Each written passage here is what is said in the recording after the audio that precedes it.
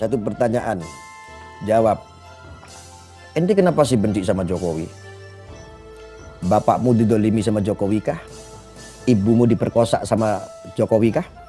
Apakah Jokowi pernah cat mesum sama anak ente? Apakah Jokowi pernah cat mesum sama ibu ente? Apakah Jokowi pernah mesum cat sama adik perempuan ente? Nggak pernah.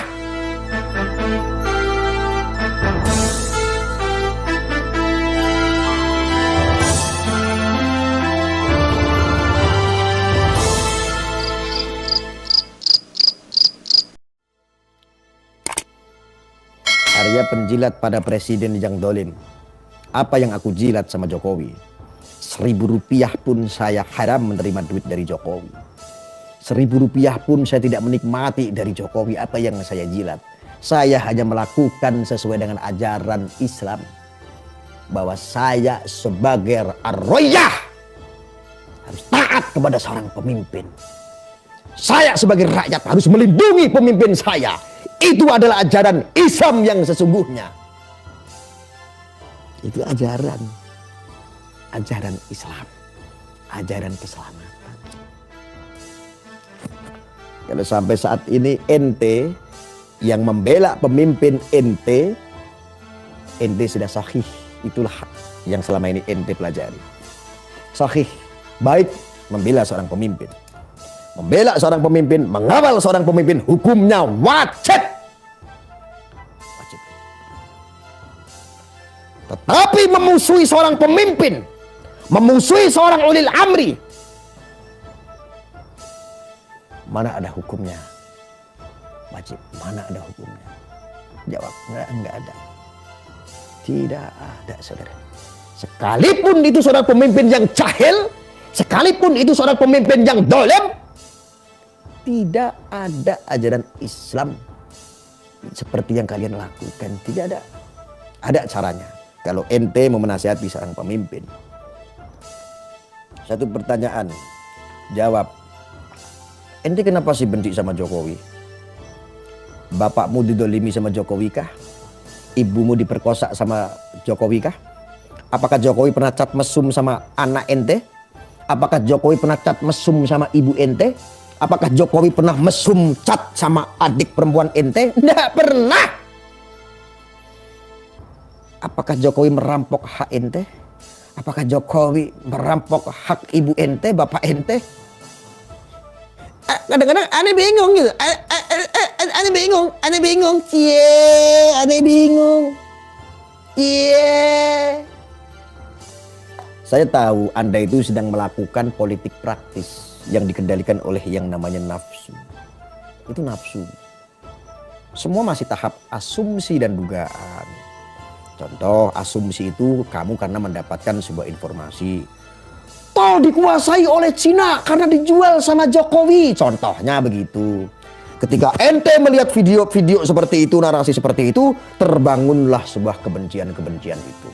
Yang akhirnya ente itu langsung gaspol, caci maki, kutuk Jokowi, kutuk presiden sendiri. Apalagi yang mengatakan, ini aset-aset negara Indonesia dijual sama Cina. Yang mengatakan adalah seorang cucu Nabi. Waduh, keren deh. Kelop. Mau tai pun jadi coklat. Masya Allah. Dan itu terjadi. Ada yang komen guys. Arya budaknya Panji Gumilang katanya. Narasimu saja. Ini sudah orang mikir itu yang kenal saya. Kamu bilang begitu aja. Ini kenapa Kadrun nggak ada yang pinter ya nyerangnya? Kenapa Kadrun komentarnya ini ngabur? Lawang Al Zaitun saja. Gus Arya sudah 5 tahun sampai kemarin sampai Mbah Gimbal dia mendukung Al Zaitun, ketemu sama Panji Gumilang saja, Mbah Gimbal saja ditantang sama yang namanya Arya. Mbah Gimbal datang ke tempat pondoknya Arya. Kok ada yang bilang, kok komentar si Kadrun? Kenapa sih Kadrun itu kalau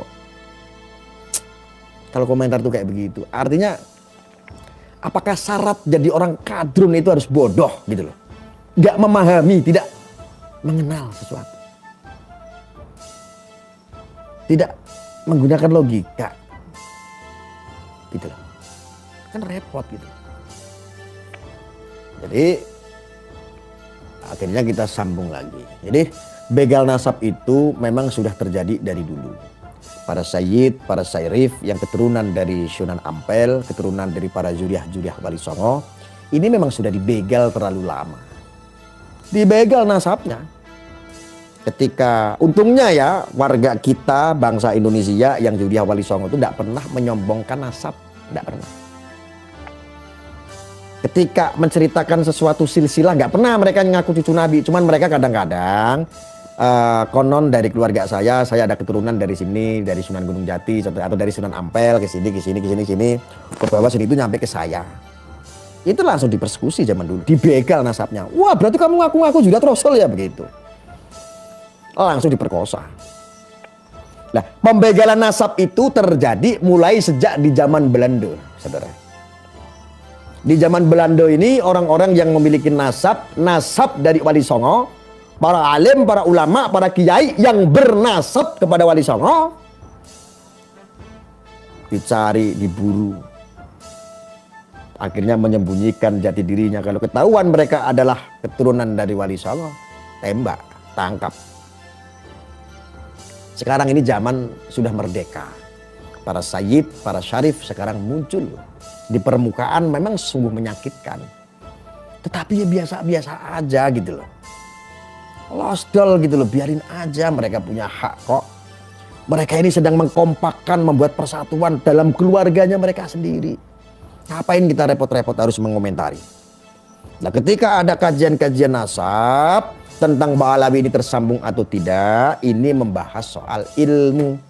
Jangan didasari dengan kebencian. Memang tidak sedikit ini dikaitkan kebencian-kebencian ente termasuk saya, karena di Ba'alawi ini banyak oknum. Tetapi saya yakinkan kalau kita orang yang waras, yo jangan dipukul rata. Nanti ada dari Ba'alawi yang alim, kalian serang, itu saya tidak setuju dan tidak sepakat. Nggak boleh, itu menolak secara kemanusiaan. Haram, nggak boleh. Insya Allah kalau muhibbinnya Habib yang alim, insya Allah tidak ada.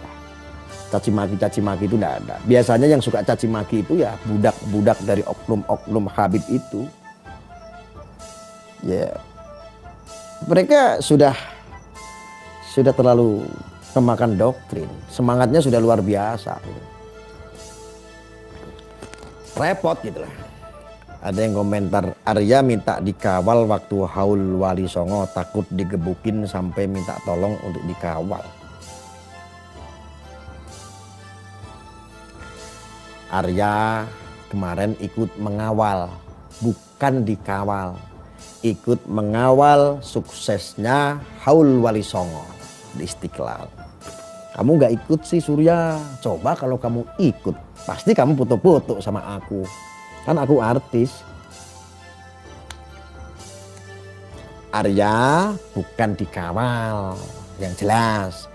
Arya mengawal mulai dari walim ulama, kiai imat, ada kiai dari keturunan Wali Songo. Yang mengawal adalah pasukan kain kafan. Siapa kain kafan? Kain kafan itu adalah Laskar NKRI. Kenapa menggunakan ikat kepala kain kafan? Karena ketika mengawal beliau, para alim, ulama, para kiai dari Wali Songo sudah berkiprah siap mati. Maka disebut pasukan kain kafan. Jadi tidak ada yang ngawal saya, tidak ada. Kami mengawal suksesnya kegiatan haul Wali Songo tersebut.